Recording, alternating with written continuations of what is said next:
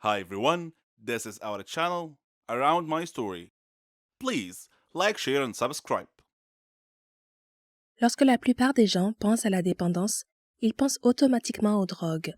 Cependant, une personne peut être dépendante de beaucoup d'autres choses, y compris le shopping, les réseaux sociaux ou, selon mon expérience, les jeux vidéo. J'ai essayé les rencontres en ligne pendant une courte période et j'ai rencontré un homme. Nous nous sommes entendus instantanément.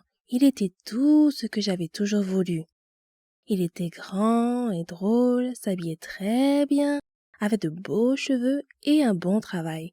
Nous n'étions jamais à court de sujets de conversation, et il me faisait rire. Au bout de quelques mois, ces jeux ont commencé à s'infiltrer dans notre relation. Je faisais 45 minutes de route pour aller à son appartement et il jouait à des jeux pendant un certain temps. Au début, cela ne me dérangeait pas. Je m'asseyais et surfais sur Pinterest ou regardais la télévision sur le canapé pendant qu'il jouait. Puis, une fois sa partie terminée, il consacrait toute son attention à moi. Il se plaignait que son ex-copine se fâchait contre lui à cause de ses jeux, mais j'étais différente. J'étais décontractée et cool, et je ne faisais pas toute une histoire pour quelques jeux vidéo de temps en temps. La plupart des hommes aiment les jeux vidéo, je le sais parce que j'ai un frère et des cousins. Mais une fois que nous nous sommes sentis plus à l'aise l'un avec l'autre, les jeux vidéo sont devenus de plus en plus fréquents. Presque chaque fois que j'allais chez lui, il était sur son ordinateur, la souris et le clavier cliquant à toute vitesse. Il criait sur l'ordinateur et parlait à ses amis dans son casque. Je m'asseyais sur le canapé, surfant sur Twitter et Facebook pendant des heures attendant qu'ils finissent pour que nous puissions passer du temps ensemble. J'ai compris que c'était son hobby et sa passion. Il a été joueur professionnel pendant quelques années au lycée et à l'université, et il a gagné des milliers de dollars, ce qui était plutôt cool. Je ne me suis jamais plainte. J'avais beaucoup de patience et je ne voulais pas qu'il pense que j'étais comme son ex colérique. Ensuite, il a commencé à annuler ses rendez-vous plus souvent. Une fois que j'ai emménagé, j'ai réalisé que lorsqu'il disait qu'il ne se sentait pas bien et qu'il voulait dîner une autre fois, il était probablement en train de jouer à des jeux vidéo et ne pouvait pas se séparer de l'écran. Nous projetions fréquemment de passer des week-ends chez ses parents, dans un autre état. Je prenais des jours de congé et demandais à ma mère de s'occuper de mon chien. Je me réjouissais de passer du temps avec mon petit ami pendant les 4 heures de route. Au lieu de cela, soit il annulait à la dernière minute et jouait tout le week-end, soit il passait tout notre temps à regarder des gens jouer sur YouTube ou d'autres sites où les gens pouvaient diffuser leurs jeux en streaming. Il se levait le matin, s'asseyait devant son ordinateur et ne se levait pas avant d'aller se coucher. Cela se passait tous les week-ends, à tel point que je me sentais spéciale rien qu'en regardant un film avec lui parce que, pour une fois, ses mains n'étaient pas sur le clavier. Nous prévoyions de faire quelque chose d'amusant, comme aller au cinéma ou aller dans un restaurant qui avait l'air bien. Mais il se mettait à jouer dès le matin et changeait d'avis, disant qu'il n'était pas vraiment d'humeur à enfiler un jean et à sortir. Je pensais que mon anniversaire serait différent, mais j'ai fini par ne rien faire de la journée pendant qu'il jouait. Ce n'est qu'au moment de sortir dîner avec ma famille qu'il a finalement réussi à se séparer de son écran. J'allais me coucher et lui demander de venir avec moi pour que nous puissions décompresser avant de s'endormir. Il me disait qu'il serait là dans 1 minute, mais la plupart du temps, je m'endormais seule pendant qu'il jouait à des jeux. Il arrivait finalement au lit des heures plus tard, alors que je m'étais déjà endormie. Je me suis rendu compte qu'il avait un problème après notre rupture et j'ai enfin compris que ce n'était pas un comportement normal. C'est bien d'aimer les jeux vidéo, mais quand cela prend le dessus sur votre vie et détruit plus d'une relation, cela pose un problème. Il a admis qu'il avait une dépendance aux jeux vidéo. Mais tant qu'il n'aura pas reçu d'aide, il sera toujours en couple avec son ordinateur. Vous savez, parfois la vérité est encore plus étrange que la fiction, surtout si vous avez un sombre secret dans votre vie qui vous mettra en danger s'il était révélé. C'était mon cas.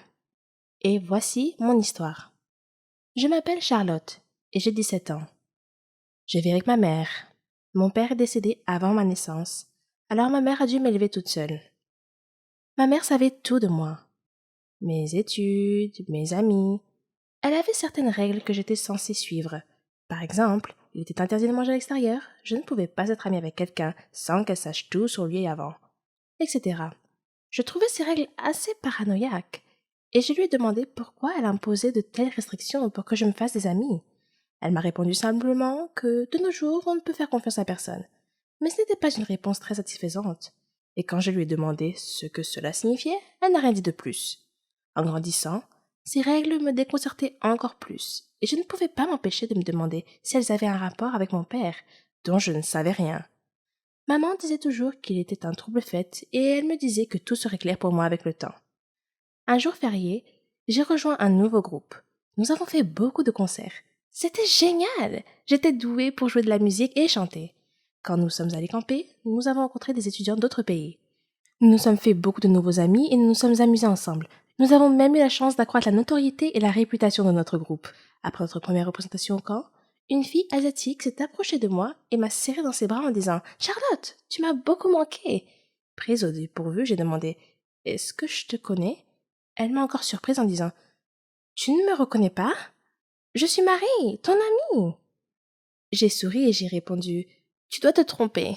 Je ne te connais pas. » Après avoir insisté sur le fait qu'elle était bien mon amie, elle s'est excusée et est repartie en courant rejoindre ses amis. Bizarre. Maintenant que j'y pense, j'ai souvent eu l'impression étrange que quelqu'un m'observait partout où j'allais.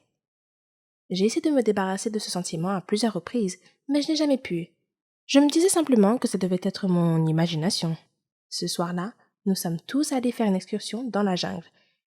Il faisait très sombre. J'étais séparée du groupe et je me suis retrouvée seule, entourée d'arbres. J'ai appelé mes amis, mais personne ne m'a entendu. Soudain, je suis tombée sur quelqu'un. Une fille, semble-t-il, et je me suis excusée. Quand je me suis retournée pour la regarder, j'ai été choquée de voir moi-même, ou mon double. C'était comme si je me regardais dans un miroir. Qui es-tu? Ai-je demandé. Je suis Charlotte, a-t-elle répondu simplement. C'est impossible. Je suis Charlotte, dis-je avec assurance. Es-tu avec nous ici au camping? Oui, dit-elle. Je lui ai demandé quel était le chemin du retour vers le camping. Elle a indiqué une direction et nous sommes repartis. Alors que nous marchions, son téléphone a sonné. C'était son père. Il était inquiet pour elle et voulait s'assurer qu'elle allait bien. Nous sommes arrivés à nos tentes sans incident et j'ai dit « C'était vraiment agréable de te rencontrer, Charlotte. Je te verrai demain ?» Je ressentais une forte connexion avec cette fille pour une raison quelconque. Puis je me suis rendu compte que j'avais oublié mon sac et je suis allée le chercher. Et de nouveau, j'ai eu ce sentiment inquiétant d'être observée. Soudain, quelque chose me frappe à la tête. Quand je me suis réveillée, je me suis retrouvée assise dans une voiture entourée de personnes portant des lunettes de soleil et j'étais vraiment effrayée. « Qui êtes-vous » ai-je demandé. « Et qu'est-ce que vous voulez de moi ?» Un homme m'a dit que mon père était la raison pour laquelle il m'avait kidnappée. Quand je lui ai répondu que mon père était mort il y a longtemps, il a juste ri. Puis il me pulvérisa quelque chose au visage et je perdis connaissance. Quand je me suis réveillée plus tard, l'autre Charlotte était attachée à côté de moi. L'un des hommes semblait confus de voir moi et a demandé à son patron laquelle de nous était la fille qu'il cherchait. Soudain, j'ai entendu quelqu'un crier « Stop! Ne bougez pas !» La police surgit de la ligne des arbres, encercla la voiture et apprehenda les hommes. Puis, ils nous détachèrent toutes les deux. Quelqu'un est apparu, l'air très inquiet. L'autre Charlotte a commencé à se réveiller et a demandé où elle était et ce qui se passait. Puis, elle vit son père et courut vers lui. Son père m'a alors regardé et m'a demandé mon nom et celui de ma mère. Quand je lui ai répondu, il a dit qu'il savait qui j'étais et m'a dit de transmettre ses salutations à maman et de lui dire qu'il continuait à garder son secret. Puis il me remit une médaille et me serra dans ses bras en disant qu'il n'était pas sûr que nous nous reverrions un jour. Je le regardais toujours d'un air confus. Alors il sourit et me demanda où était mon père. Et je lui répondis que mon père était mort. Il a dit que c'était leur accord entre ma mère et lui, qu'il essayait seulement de nous protéger, moi et l'autre Charlotte, qui se trouvait être ma sœur jumelle. Il dit avoir eu des problèmes dans son travail. Des gens ont menacé de nous tuer. Alors lui et ma mère ont décidé de nous séparer. Elle t'a emmené et j'ai pris ta sœur jumelle, a-t-il dit. Nous avons fait ça pour te garder en sécurité. J'ai appelé ta jumelle Charlotte, comme toi. Je me sentais encore un peu bouleversée à ce moment-là. C'était absurde. Je ne pouvais pas le croire. Soudain, j'ai entendu quelqu'un m'appeler. Charlotte, réveille-toi! C'est l'heure de notre voyage. Tu as dû faire un cauchemar car tu criais. Je me suis réveillée et me suis retrouvée dans une tente avec mon ami. Quand je suis sortie de la tente, je me suis arrêtée. Juste en face de moi, me regardant dans les yeux, se trouvait une fille qui était mon reflet exact. Avec le recul, je me rends compte que j'ai été élevée dans un monde très étrange. Au centre de ce monde se trouvait ma mère, célibataire, héroïnomane et, du moins à mes yeux, la meilleure mère du monde. Chaque jour, il y avait un moment où elle me disait « J'arrive dans une seconde » avant de disparaître dans sa chambre avec quelques-unes de ses amies et de fermer la porte à clé. À 7 ans, je restais longtemps devant cette porte fermée à clé, essayant d'imaginer ce qui se passait de l'autre côté. Il m'a fallu des années pour comprendre ce qu'elle faisait là-dedans. Pendant longtemps, j'ai pensé que les adultes faisaient une sorte de sieste. Ils sortaient de cette pièce si calme, si détendu et si joyeux. J'avais l'impression de rater quelque chose, car même après des nuits complètes de sommeil, j'étais toujours fatiguée. Je voulais devenir exploratrice plus tard, et je savais que cela me demanderait beaucoup d'énergie. Ma mère avait énormément d'amour à donner, et c'est moi qui en recevais le plus. Nous jouions ensemble tous les jours pendant des heures, et nous rêvions d'aventures ensemble.